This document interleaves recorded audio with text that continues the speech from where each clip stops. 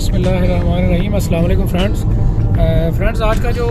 छोटा सा व्लॉग है इसमें बेसिकली मैं स्वीडन का जो इंफ्रास्ट्रक्चर है, रोड इंफ्रास्ट्रक्चर है, उसके बारे में थोड़ी सी आपको जो है वो अंडरस्टैंडिंग जो है वो देना चाह रहा हूँ कि यहाँ पे रोड इंफ्रास्ट्रक्चर कैसा है और यहाँ पे व्यूज़ जो है वो कैसे हैं। तो उस हवाले से एक छोटा सा जो है व्लॉग जो है वो मैं बना रहा हूँ। बेसिकली स्वीडन जो है ये एक शेंगन स्टेट है और इसका जो शुमार है उन स्कैंडिनेवियन 4 या 5 जो कंट्रीज़ हैं उनमें शुमार होता है, जैसे कि डेनमार्क है, इसके अलावा अगर फिनलैंड है, नॉर्वे है, स्वीडन है और एस्टोनिया। ये बेसिकली सभी जो कंट्रीज़ हैं ये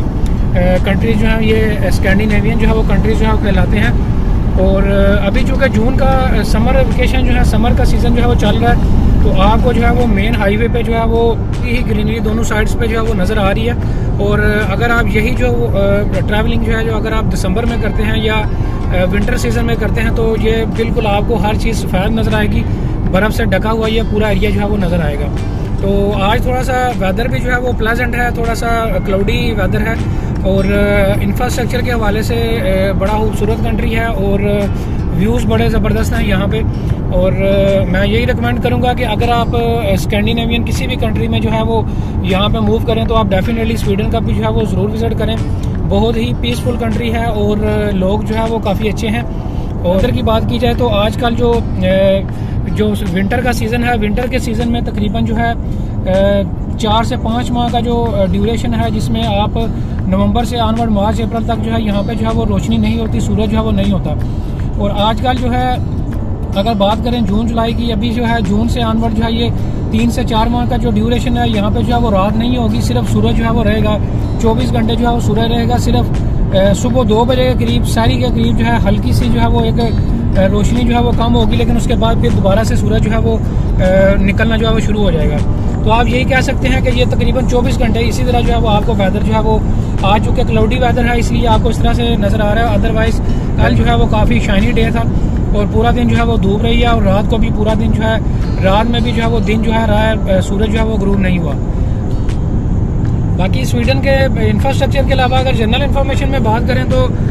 स्वीडन जो है वो, इसका जो शुमार है, जो पासपोर्ट दुनिया के जो दूसरे या तीसरे नंबर पर स्ट्रॉन्गेस्ट जो पासपोर्ट हैं उनमें इसका शुमार जो है वो होता है। और सिमिलरली अगर बच्चों की केयर के हवाले से बात करें तो स्वीडन जो है वो नंबर 1 कंट्री है पूरी दुनिया में कि चाइल्ड केयर के हवाले से स्वीडन में बहुत ज़्यादा बच्चों को जो है फैसिलिटीज़ जो है वो दी जाती हैं। जैसे कि मैटरनिटी लीव जो है वो पूरी दुनिया में शायद ही किसी और कंट्री में जो है वो दी जाती हो, लेकिन स्वीडन में जो है वो फादर को भी मैटरनिटी लीव जो है वो दी जाती हैं, जो कि विद पे होती हैं और ये बहुत कम कंट्रीज़ में जो है वो ऐसा होता है। तो चाइल्ड केयर के हवाले से काफ़ी केयरिंग कंट्री है।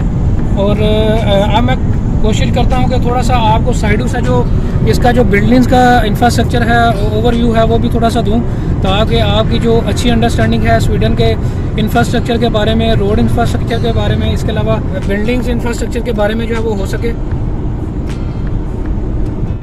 और फ्रेंड्स अगर बात करें आइसलैंड की, ये चूँकि स्कैंडिनेवियन जितने भी कंट्रीज़ हैं ये आइसलैंड के डिफरेंट जो है आइसलैंड हैं जिन पर ये कंट्रीज़ जो है वो बने हुए हैं। और स्वीडन में तकरीबन 3.25 लाख आइसलैंड जो है इस वक्त जो है वो मौजूद हैं। और यहाँ पे जो है अगर आपने मेरा जो है वो व्लॉग जो है वो देखा हो यूट्यूब पे, जिसमें स्कैंडिनेवियन व्यू के नाम से मैंने एक व्लॉग बनाया था, जो कि एक एरोप्लेन से मैंने इसका जो है एरियल व्यू जो है वो दिखाया हुआ है, जिसमें बिल्कुल आपको क्लियर जो है वो नज़र आएगा कि मुख्तलिफ जगहों पे आपको पानी नज़र आएगा, उसके दरमियान में आपको वादी नज़र आएगी, किसी जगह पे जंगलात आपको नज़र आएंगे। तो इस तरह से जो है ये बेसिकली जो है वो आइसलैंड है। और दूसरी जो है ये अभी एक और इन्फॉर्मेशन आपसे ये शेयर कर लूँ कि इस वक्त हम जो स्वीडन का कैपिटल है स्टॉकहोम, उसमें जो है वो रवां दवा है और उसका इंफ्रास्ट्रक्चर जो है वो बेसिकली जो है मैं आपको दिखा रहा हूँ। तो स्टॉकहोम जो है ये बेसिकली कैपिटल है स्वीडन का और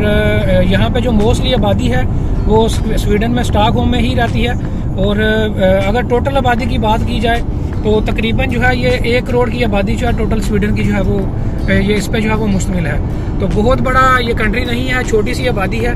और पॉपुलेशन के हवाले से जो है ये बहुत रिच कंट्री जो है वो नहीं है। तो ये कुछ कंट्रीज जो कुछ इंफ्रास्ट्रक्चर जो है मैं आपको इस साइड से भी दिखा रहा हूँ। इसके अलावा वाल्वो एक बहुत बड़ी ट्रक की एक कंपनी है, वो भी यहाँ पे ही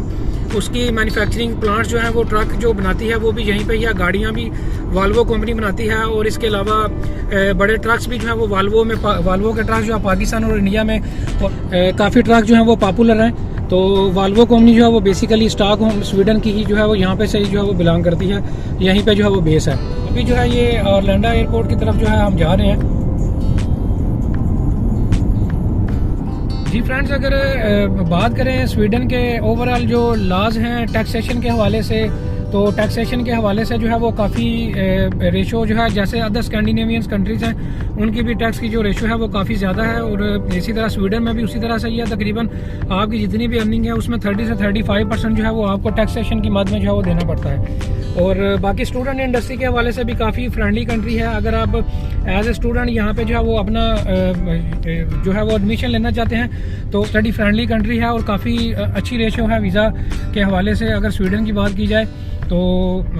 काफ़ी सारे स्टूडेंट्स हैं, अगर यहाँ पे जो है वो आगे अपना स्टडी करते हैं, कंप्लीट करते हैं और अपना कैरियर यहाँ पे जो है वो स्टार्ट करते हैं, तो विद इन 5 to 6 ईयर जो है वो अपनी PR और पासपोर्ट जो है यहाँ पे जो है वो हासिल कर सकते हैं। तो फ्रेंड्स, ये छोटी सी कुछ इन्फॉर्मेशन थी बेसिक जो कि आपसे शेयर की हैं स्वीडन के हवाले से। तो उम्मीद करता हूँ कि आपको जो है वो काफ़ी हेल्पफुल होगी आपके लिए इन्फॉर्मेशन, और मिलते हैं नई वीडियो के साथ, नए टॉपिक के साथ। Thank you very much.